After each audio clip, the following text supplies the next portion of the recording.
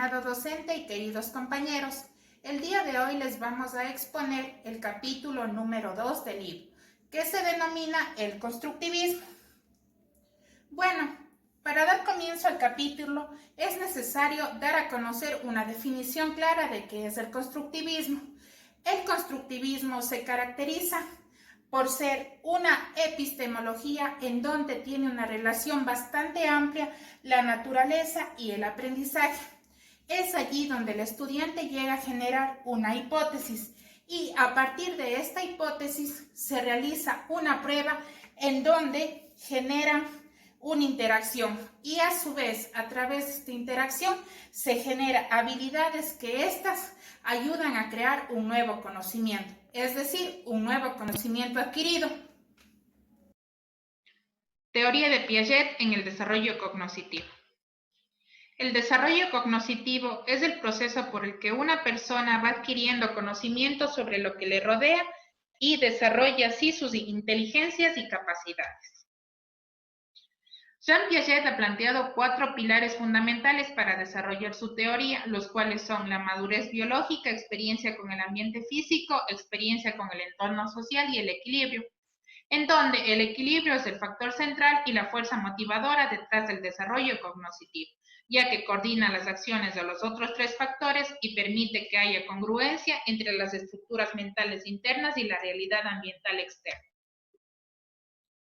También dentro del equilibrio se tiene 2 diferencias fundamentales, las cuales son la asimilación, que consiste en ajustar la realidad externa a la estructura cognoscitiva existente, mientras que la acomodación consiste en cambiar las estructuras internas para lograr que sean congruentes con la realidad externa. Etapas del desarrollo cognoscitivo. Primera etapa, sensorio-motriz, la cual va desde el nacimiento hasta los 2 años de edad. Etapa preoperacional, que oscila desde los 2 años a 7 años de edad. Operacional concreta, que va desde los 7 años hasta los 11 años. Y la operacional formal, que va desde los 11 años en adelante. La etapa sensorio-motriz se caracteriza porque las acciones de los niños son espontáneas y representa un intento por entender el mundo, así como también los niños se equilibran de manera activa, aunque lo hacen a nivel primitivo. Es importante también manifestar que las estructuras cognoscitivas se construyen y alteran y la motivación para hacer esto es interna. Y a finales de este periodo los niños han alcanzado un desarrollo cognoscitivo suficiente para avanzar a un nuevo pensamiento simbólico conceptual. Dentro de la etapa preoperacional, los niños son capaces de imaginar el futuro y de reflexionar acerca del pasado. Es importante también mencionar que dentro de esta etapa los niños demuestran irreversibilidad, es decir, creen que una vez que se hace algo a las cosas ya no se puede cambiar. Y también muestran dificultades para distinguir la fantasía de la realidad. Este periodo se caracteriza por un rápido desarrollo del lenguaje y porque los niños se vuelven menos egocéntricos. Dentro de la etapa operacional concreta, podemos decir que se caracteriza por un marcado crecimiento cognoscitivo. Es un periodo muy formativo en la escuela, ya que el lenguaje y la adquisición de las habilidades básicas de los niños se aceleran de forma drástica. También aquí los niños manifiestan un pensamiento menos egocéntrico y un lenguaje cada vez más social. Y es ahí donde adquieren el pensamiento de reversibilidad junto con la capacidad de clasificar y de formarse. Conceptos que son esenciales para la adquisición de las habilidades matemáticas. La etapa de operaciones formales. Esta etapa se caracteriza porque los niños amplían el pensamiento operacional concreto, ya que no se enfocan exclusivamente en lo tangible, ahora son capaces de pensar en situaciones hipotéticas. Así como también las capacidades de su razonamiento mejoran y los niños piensan en múltiples dimensiones y en propiedades abstractas. Y es ahí donde el egocentrismo surge en los adolescentes cuando comparan la realidad con lo ideal. En consecuencia, a menudo muestran un pensamiento idealista. Mecanismos de aprendizaje. El equilibrio es un proceso interno, tal como lo afirma Duncan en el año de 1995. Como tal, el desarrollo cognoscitivo únicamente se puede dar cuando y a través del equilibrio, es decir, en donde se busca resolver el desequilibrio o conflicto cognoscitivo que surge en el momento en que las creencias del niño no coinciden con la realidad observada. Por lo tanto, este aprendizaje ocurre cuando los niños experimentan un conflicto cognitivo y lo asimilan o acomodan para construir o modificar sus estructuras internas. Las implicaciones para la enseñanza. Dentro de estas tenemos comprender el desarrollo cognitivo. En esta, los profesores se benefician cuando comprenden en qué niveles está funcionando sus estudiantes, así como también mantener activos a los estudiantes. Los niños necesitan ambientes estimulantes que les permitan explorar de forma activa y que incluyan actividades prácticas. Provocar incongruencia.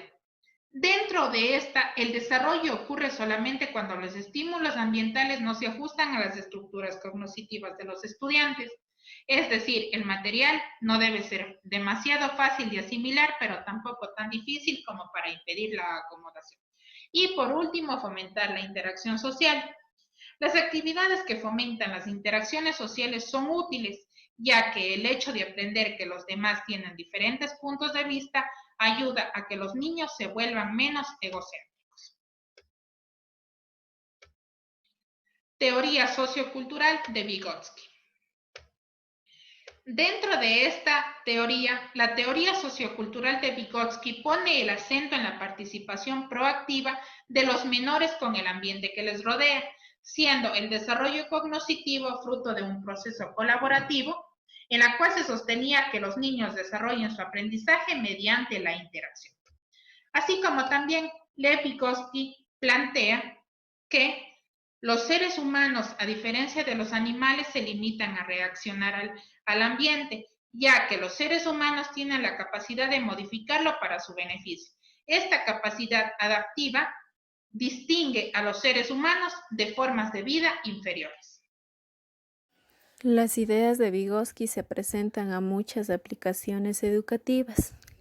Así tenemos la autorregulación, la misma que requiere procesos metacognitivos, como la planeación, la verificación y la evaluación. El andamiaje instruccional es aquel que se refiere al proceso de control de los elementos de las tareas que rebasan las capacidades de los estudiantes, con el fin de que se concentren y dominen los aspectos de la tarea que pueden captar con rapidez. Tenemos 5 funciones principales. La primera, proporcionar apoyo al aprendiz. Segundo, funcionar como herramienta. Tercero, ampliar el alcance del aprendiz. Cuarto, permitirle lograr tareas que de otra forma no podría lograr. Quinto, usarla selectivamente solo en caso necesario. La clave consiste en asegurarse de que el andamiaje mantenga a los estudiantes en la zona de desarrollo próximo, la cual aumenta cuando estos desarrollan habilidades. El andamiaje es apropiado cuando un profesor desea proporcionar a los estudiantes cierta información o realizar por ellos partes de una tarea con el fin de que se puedan concentrar en la parte de la tarea que tratan de dominar. En resumen, el docente crea una zona de desarrollo próximo y proporciona el andamiaje para que los estudiantes obtengan éxito. La enseñanza recíproca es aquella que implica un diálogo interactivo entre un profesor y un pequeño grupo de estudiantes. Al principio el docente modela las actividades y después él y los alumnos se turnan para desempeñar el papel del profesor. Colaboración entre pares es aquel que refleja el concepto de actividad colectiva, es decir, cuando los pares trabajan en una tarea de forma colaborativa, las interacciones sociales compartidas pueden tener una función instruccional. Los grupos de pares se suelen utilizar para el aprendizaje en campos como las matemáticas, las ciencias y la literatura, lo que demuestra el reconocido impacto del entorno social durante el aprendizaje. Discurso privado y aprendizaje mediado socialmente. Según Fuson, el discurso privado se refiere a un conjunto de fenómenos del habla, cuya función es de autorregulación, pero que no tiene un fin de comunicación social. Entonces diríamos que los niños utilizan el discurso privado para entender las situaciones y superar las dificultades. El discurso privado se da en conjunción con las interacciones del niño. Las palabras que expresan los demás adquieren significado, independientemente de sus características fonológicas y sintácticas. Los niños internalizan el significado de las palabras y las utilizan para dirigir su conducta. En cambio, Vygotsky creía que el discurso privado sigue un patrón de desarrollo curvilíneo, donde las verbalizaciones abiertas, es decir, el pensar en voz alta, aumentan hasta los 6 o 7 años y después entre los 8 y 10 años disminuyen y se vuelven principalmente cubiertas, es decir, internas. Decía que sin embargo las verbalizaciones se pueden dar a cualquier edad cuando las personas enfrentan problemas o dificultades.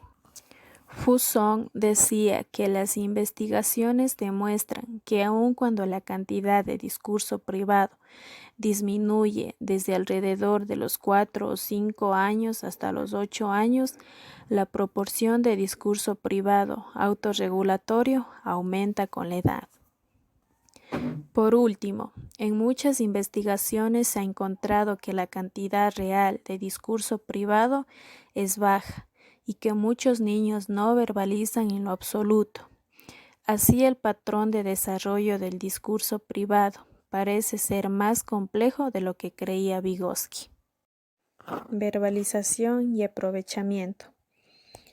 La verbalización de reglas, procedimientos y estrategias suele aumentar el aprendizaje de los estudiantes a través de un procedimiento de entrenamiento autoinstruccional, según Meichenbaum. A pesar de que este procedimiento no tiene raíces constructivistas, recrea el desarrollo progresivo del discurso privado a través de las siguientes afirmaciones. Primero, definición de problemas. Segundo, enfoque de la atención.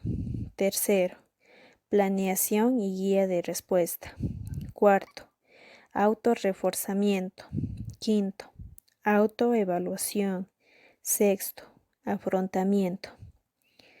Entonces tenemos que la verbalización sirve para que los estudiantes con problemas de aprendizaje trabajen en una tarea de manera sistemática. Además, se debe permitir a los estudiantes crear sus propias verbalizaciones y tal vez utilizarlas junto con la verbalización de los pasos de una estrategia. Es más benéfico que limitar la verbalización a afirmaciones específicas. En resumen, si las verbalizaciones son relevantes para la tarea y no infieren con el desempeño, tienen más probabilidades de mejorar el aprovechamiento de los estudiantes. Cuanto más relevantes sean las afirmaciones para la tarea, mejor será el aprendizaje que produzcan. Aprendizaje mediado socialmente. Vygotsky destaca la idea de que el aprendizaje es un proceso mediado socialmente. Entonces tenemos que todo el aprendizaje es mediado por herramientas como el lenguaje, los símbolos y los signos. Los niños adquieren dichas herramientas durante sus interacciones sociales con otros individuos y luego internalizan y los utilizan como mediadoras para un aprendizaje más avanzado, es decir, para procesos cognitivos más elevados, como el aprendizaje de conceptos y la solución de problemas. Estas herramientas no únicamente sirven para aprender, sino también para enseñar. Así tenemos que los niños pequeños adquieren los conceptos de manera espontánea, observando su mundo y formulando hipótesis. A través de las interacciones sociales, las personas enseñan conceptos a los niños como los profesores, los padres o los hermanos mayores. Dentro del ámbito educativo, los profesores deben preparar a los estudiantes para aprender enseñándoles las herramientas y luego dándoles oportunidades de aprendizaje. Autorregulación. Según Vygotsky, la autorregulación implica coordinar procesos mentales, es decir, cognitivos, como la planeación, la síntesis y la información de conceptos. Pero esta coordinación no surge independientemente del entorno social y la cultura del individuo. El proceso de autorregulación consiste en la internalización gradual del lenguaje de los conceptos. En resumen, a través del discurso privado y de otras herramientas cognitivas, los niños internalizan las instrucciones para autorregular su conducta en diferentes situaciones. Los procesos de pensamiento se vuelven autodirigidos. La internalización es fundamental para el desarrollo de la autorregulación.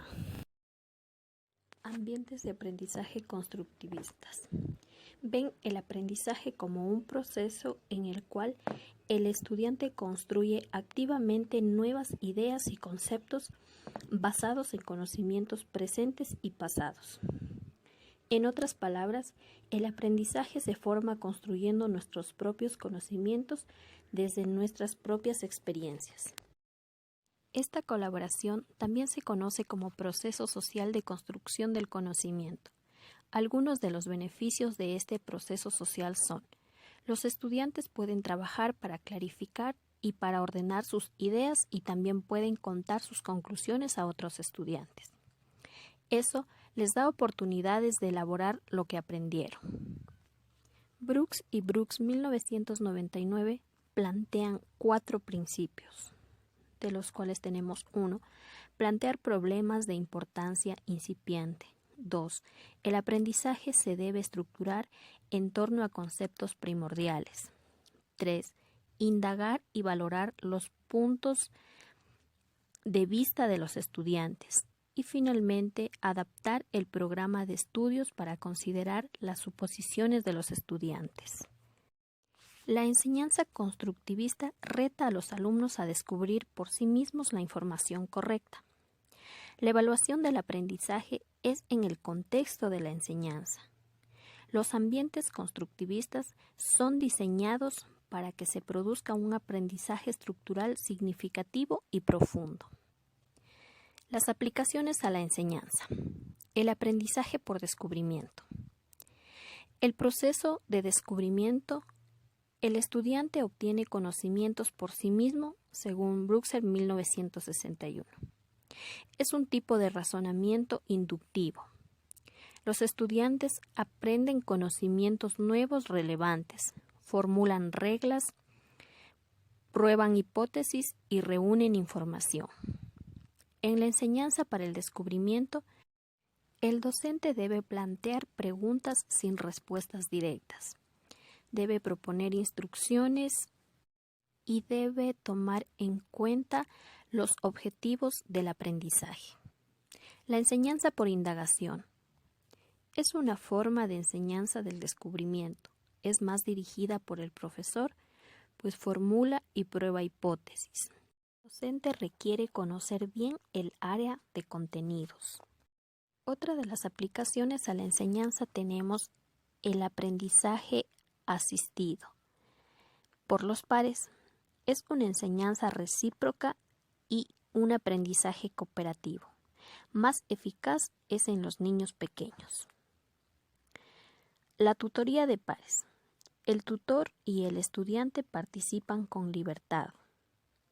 El contenido de la tutoría se adapta a las necesidades específicas del estudiante.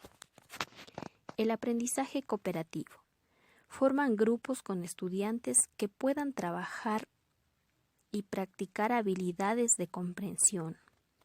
Asegurar que cada integrante tenga una responsabilidad es el reto del docente. Discusiones y debates.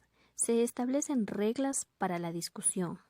En el debate, los estudiantes argumentan de diferentes perspectivas un tema. La enseñanza reflexiva. Los docentes interpretan las situaciones de forma diferente, toman en cuenta el contexto, utilizan conocimientos personales, diseñan planes fluidos. Y tenemos convertirse en un profesor reflexivo. El conocimiento